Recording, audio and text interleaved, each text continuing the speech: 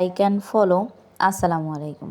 ছাদে গেলাম অনেক দিন পরে, আর ছাদে গিয়ে দেখি বিভিন্ন রকমের শাক সবজির গাছ লাগানো হয়েছে। মিষ্টি কুমড়া গাছ, বেগুন গাছ, কাঁচামরিচ গাছ। এই মরিচ গাছটাতে বেশ মরিচ হয়েছে, আর অনেকগুলো দেখাই যাচ্ছে, মানে খুবই ভালো লাগতেছে দেখেও। বোম্বাই মরিচ গাছ আছে, বিভিন্ন রকমের ফুল গাছ আছে, আর ফুল গাছগুলো দেখেও ভালো লাগতেছিল। মিষ্টি কুমড়া গাছ এটা। তো এখানেও ফুল গাছ আছে। এই ফুলটার নাম জানা নেই আমার, আপনাদের জানা থাকলে কমেন্টে বলে যাবেন। এখানে একটা বেগুন গাছে বেগুন হয়েছে, তারপর ধনিয়া পাতা গাছ, তারপর এখানে একটা বোম্বাই মরিচ গাছ। মরিচ গাছটাতে ফুল আছে, আর এখানে টমেটো গাছে মাশাল্লাহ অনেক টমেটো ধরছে। মানে ছাদ বাগানে আসলে এইসব শাক সবজি গাছগুলো লাগালে বেশ ভালো লাগে দেখতেও, আর যদি নিজের কিছু করে সেগুলো প্রতিদিন খাওয়া যায় রান্না করে, সেগুলো আরও মজা হয়।